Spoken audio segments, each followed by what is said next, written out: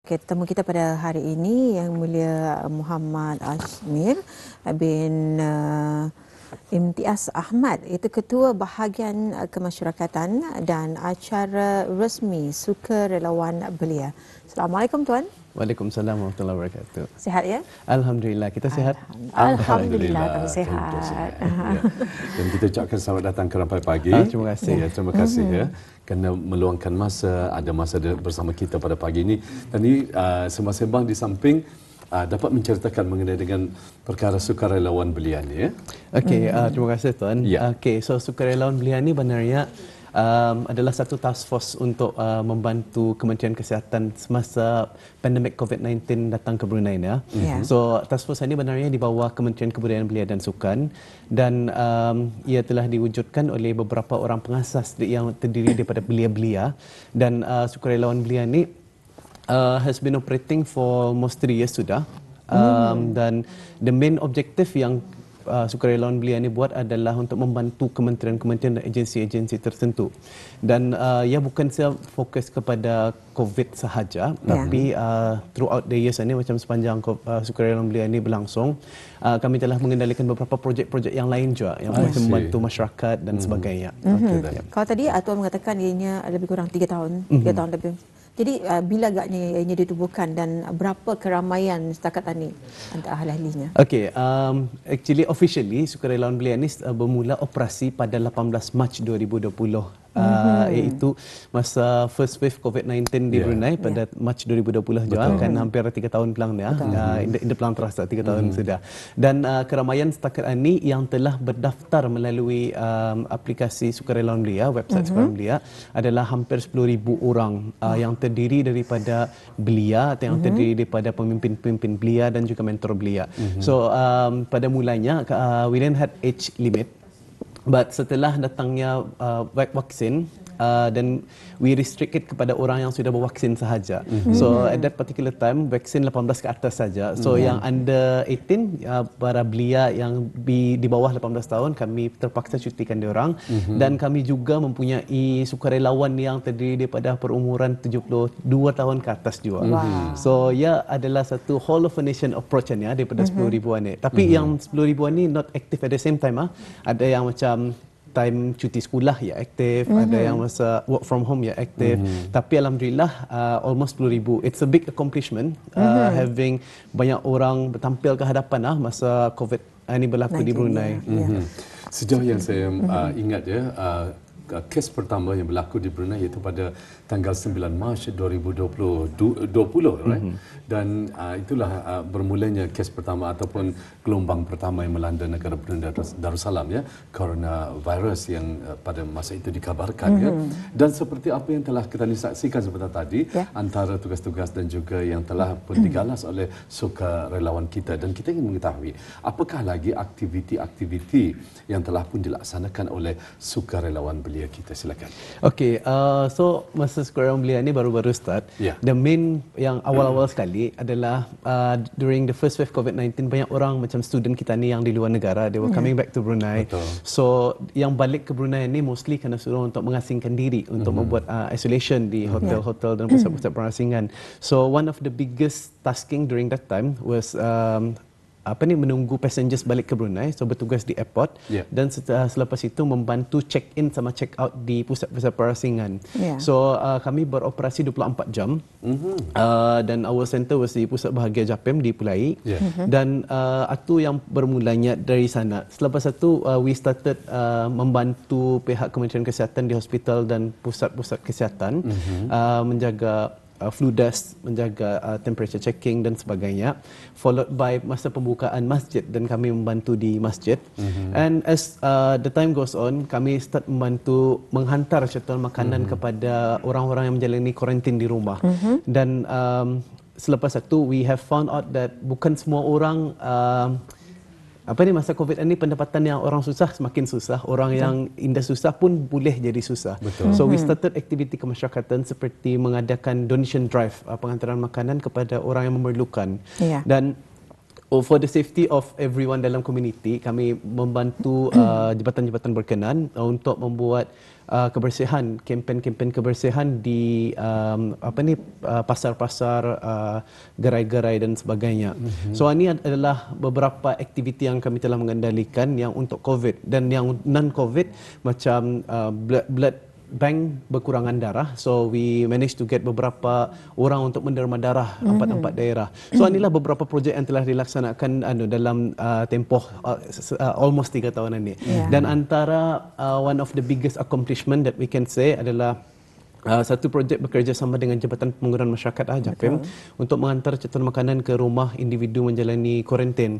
Dan alhamdulillah dalam dari Ogos 2021 hingga November 2022, kami telah berjaya menghantar makanan kepada lebih 101,000 buah rumah di Brunei yang mengandungi lebih daripada 430,000 individu. Tapi individunya could be macam yang positif 2 kali ataupun sebagainya. Tapi 101,000 houses dalam tempoh setahun lebih. So itu adalah one of the biggest accomplishment lah. Dan India berjaya kalau ada whole of a nation approach. Betul. So daripada pelbagai NGO, jabatan-jabatan dan kementerian-kementerian kerajaan, sekolah, pihak swasta. So macam menggambarkan satu suasana yang macam how to say, macam siok lah, like working sama-sama. And nampakkan kita ni boleh mencapai wawasan kita ni 2035. Betul. Walaupun kita ni tahu ketika itu macam orang bila kita ni dikabarkan dengan adanya virus COVID-19, rasanya semua masyarakat kita ni kelang kabut ya. Tapi macam mana persediaan sebenarnya masa tu sukarelawan. Jadi yang terlebih awal menjadi sukarelawan, membantu dengan sukarelawan yang baru ni untuk menerangkan mereka agar mereka ni kelang kabut. Macam mana? Memang ada misinya sebelum itu kan? Think misi yang semua sukarelawan, hampir semua yang ada that time adalah untuk berbakti semula kepada negara. So macam our country, negara Brunei Darussalam ini banyak memberikan faedah-faedah, memberikan kemudahan kepada kami semua di Brunei. So masanya I think para belia-belia kita ni, yang the biggest chunk of sukarelawan belia ni belia pelangnya. So time belia-belia ni bertampil semula hadapan, datang untuk membantu. We had alumni PKBN yang telah biasa sudah PKBN beberapa tahun yang lepas. Mereka memakai semula uniform mereka datang balik untuk berkhidmat untuk negara. Dan I think semangat itulah yang untuk memberikan semangat semula kepada negara, itulah yang menjadi objektif dan pembakar semangat kita ni. Walaupun virus pada masa itu macam a big tabu, especially first wave. Siapa yang terkena virus ada macam kena avoid, dia kena jumpa, dan perasaan takut itu memang ada lah. Takut, tapi hampir semua yang saya jumpa pada masa itu, saya tanya, kamu anda takutkah untuk menjadi sukarelawan sini? Kami anda bilang takut. Tapi yang takutnya mun terbawa COVID ini balik ke rumah. So ada langkah SOP memang kami patuhi mengikut apa yang disarankan oleh Kementerian Kesihatan. Tapi from our side juga sebelum diorang balik untuk sanitize tangan, tukar pakaian diorang sebelum balik, sudah balik mandi dulu sebelum jumpa ahli keluarga yang lain. So I think SOP yang ada pada masa itulah yang membantu kita ni selamat juga daripada COVID itu. Standard SOP yang diamalkan. Baik, kita pada gelombang pertama kita menerima pada Mac 2020. Alhamdulillah dalam tempoh jarak 8 bulan mungkin kita ni dapat menangani ataupun berhadapan dengan situasi COVID pada ketika itu, dan negara kita ni pernah diisytiharkan ataupun dinyatakan juga bahawa kita pernah di negara antara negara yang sifar yang dapat berjaya berhadapan dengan COVID-19 selama setahun kalau anda salah kita ni sifar. Jadi ketika kita ni dalam alhamdulillah negara Brunei Darussalam ketika itu terlindung daripada COVID selama hampir setahun kalau anda salah. Jadi apakah tugas-tugas para sukarelawan ini? Okey, mungkin agak ringan sudah. Tapi ringan, tapi macam di hospital dan health center masih ada langkah jaga-jaga. Betul. So diorang masih membantu di sana. And kalau Tuan ingat juga macam semayang Jumaat, masih ada screening, masih ada booking untuk masuk masjid, slot booking masjid. So para sukarelawan ini telah ditugaskan tempat-tempat macam itu. Tetapi aktiviti kemasyarakatan kita ni indah berhenti. Macam mengadakan donation drive untuk orang susah, itu was carry on. Pasal kami telah menerima aduan daripada talian kebajikan 141, Ada hotline sukarelawan belia kita ni yang kena sampaikan orang yang tidak mempunyai pendapatan, seperti salon-salon batah yang berbuka. Betul. So orang yang mempunyai salon ataupun yang berjual di gerai, yang pendapatan seharian dia orang ataupun nelayan yang pendapatan seharian dia orang tercecas. Betul. So inilah kumpulan fokus yang kami utamakan pada masa itu.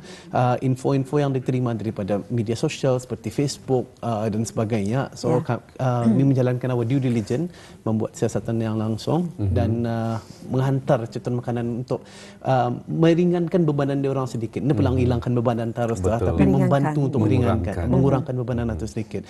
So ini adalah antara aktiviti-aktiviti yang kita ni telah jalankan. One more masa time banjir di daerah Tutong dan di daerah Belait dalam pedalaman. So our sukarelawan pun menghantar barang-barang ke sana dalam banjir, dan itu adalah antara experience yang para sukarelawan kita ni yang diorang dapat. Kalau diorang ini jadi sukarelawan, indah pasti diorang akan dapat experience itu. Ya, betul. Saya sebenarnya kalau bila mendengarkan cerita-cerita pengalaman daripada sukarelawan ini memang sangat-sangat orang kata ni menakjubkan. Betul. Dengan orang keberanian dan kegigihan mereka, kesabaran mereka. Sebenarnya apakah antara manfaat yang boleh diperolehi menjadi sukarelawan? Banyak bilang. Tapi alhamdulillah antara from my own personal opinion lah, yang beberapa manfaat itu, satu adalah cara berkomunikasi bersama orang. Kedua adalah untuk bekerja sama dalam satu pasukan, menjadi seorang pemimpin, untuk have a good networking skill, cara untuk menyampaikan maklumat, untuk menerima maklumat, dan untuk macam mempunyai sahabat yang berdorang Indah pernah jumpa. So ini adalah manfaat-manfaat yang Indah dapat diperolehi kalau berada, especially macam student our student, kalau dorang berada dalam classroom sahaja, this experience ni payah ni untuk dorang mendapatkan. Sudahnya exposed to all this sukarelawan, satu ia adalah aktiviti yang murni, sangat digalakkan, satu amalan yang baik. So benda-benda ni adalah mensifatkan kita ni menjadi seorang yang lebih baik, lebih berdisiplin dan boleh diharap. Itulah from my own personal opinion. Antara manfaatnya. Antara manfaat. Tapi banyak pelang lagi. Banyak sebenarnya kalau kami cakapkan. Tapi mereka ini boleh diibaratkan sebagai wira negara, kerana mereka berhadapan pada setiap detik dan waktu, berhadapan dengan berbagai kemungkinan-kemungkinan yang mungkin sahaja yang menjadi ketakutan-ketakutan, apatah lagi apabila sekarang ini sudah harus membiasakan hidup dengan keadaan COVID-19 ini. Jadi mungkin apakah lagi mungkin suntikan moral kepada mereka ini agar untuk terus bertahan? Kalau dari segi bertahan, satu untuk once kita ni menjadi seorang sukarelawan, satu ia mengisi masa lapang kita ni. So ia mengisi masa lapang kita ni dengan membuat suatu amalan yang baik, daripada kita ni terpengaruh dengan benda-benda yang tidak baik. So masa lapang itu dipenuhi dengan benda yang baik, dapat kita ni berkongsi ilmu dengan orang lain. So ini adalah perkara-perkara yang membantu kita ni untuk memikir masa hadapan yang lebih baik. So inilah macam the dedication, the experience ini adalah something yang dia dapat diperolehi daripada tempat lain. So once kita ni menjadi seorang sukarelawan, benda-benda ni automatically datang arah kami. So masa mulanya selalunya lah, even saya dulu, masa saya damit dulu, masa mula-mula jadi sukarelawan, dia bukan bilang secara sukarelawan, dari sekolah bilang tu, kena paksa relawan untuk mengikuti kempen. Dipaksa. So awal-awal tu ya benarnya paksa. Tetapi the more kita ni mengikuti, the more yang menjadi satu hobi, yang menjadi satu amalan yang kita ni menunggu-nunggui. Macam dulu membersihkan pantai, ya bukan cuma membersihkan pantai, ya ada time kita ni berseronok sama kawan, and then membuat aktiviti team building dan sebagainya. Benda-benda ni it's something that we look forward to masa ni. So now kita ni ada beberapa aplikasi je sudah, macam aplikasi Mengelingga. So aplikasi Mengelingga ni mempromot tempat-tempat yang mengadakan aktiviti sukarelawan-sukarelawanan ni. So my advice to especially our youth, ambillah peluangan ni, ambillah all this experience ni. Pasal experience ni adalah something yang kita ni dah dapat kalau kita ni Indah ikut turun padang menjadi seorang sukarelawan ini. Hargai pengalaman. Jadi di sini, jadi saya santumkanlah di sini. Mengapa sebenarnya sukarelawan ini penting untuk negara dan apakah antara perancangan pada tahun ini? Okey, kenapa ya baik untuk negara? Satu adalah menjadikan seorang, especially belia tu, untuk mengikut kepada dasar belia negara strategi 2020-2035 di mana kita ni memerlukan belia yang siap siaga ejen masa depan dan juga untuk menjadi seorang belia yang mantap dan ready for anything, any of the challenges. So kalau belia-belia kita ni ready for any challenges, ready for any macam COVID-19 adalah something yang nada presidennya ya, something sudah datang sekali, belia datang ke depan, we can do this, membantu kerajaan, memberi idea, memberi pandangan, memberi nasihat kepada agensi-agensi kerajaan dan suara diorang itu didengar. Betul. Once ada this feeling of empowerment dan the feeling of belonging, belia kita ni pun macam mau lagi buat something untuk negara. So ia menjadikan belia-belia di negara Brunei Darussalam ini boleh berlawan dengan belia-belia negara lain Kalau belia negara lain ini can achieve this, Brunei pun boleh. So dari segi sukarelawan ini we can achieve that level of excellence that kita ni harapkan untuk mencapai wawasan 2035 ini. Dan aktiviti untuk tahun ini, program-program yang akan dibuat, yang upcoming soon ini adalah Hisrat Miraj Plan. Kita ni membantu agensi-agensi berkenaan, tapi dari segi kemasyarakatan, insyaAllah akan diadakan beberapa program untuk membantu golongan-golongan yang tertentu di negara ini. InsyaAllah setahun kali lah.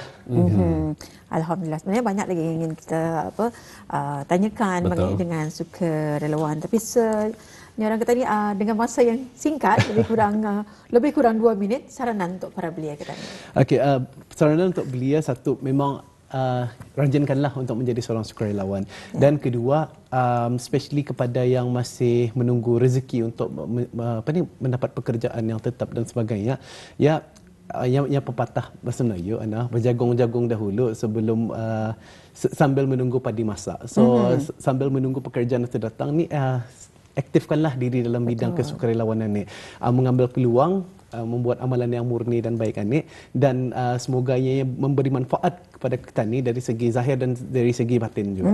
Alhamdulillah. Alhamdulillah. Itu yang kita harapkan, apatah lagi bagi masyarakat ataupun belia petani ya.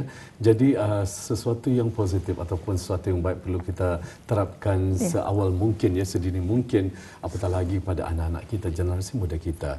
Dan tahniah kita ucapkan sekali lagi kepada Wakil Sukarelawan Negara Brunei Darussalam, iaitu bersama kita pada pagi ini, alhamdulillah ya, iaitu bersama dengan Yang Mulia Tuan Muhammad Ashmir bin Imtiaz Ahmad, merupakan Ketua Bahagian Kemasyarakatan dan Acara Rasmi Sukarelawan Belia. Sekali lagi rampai pagi mengucapkan jutaan terima kasih, tahniah dari kami ya. Terima kasih untuk kita semua. Ya, jumpa lagi. Assalamualaikum. Waalaikumsalam warahmatullahi wabarakatuh. Terus berhikmat ya. InsyaAllah.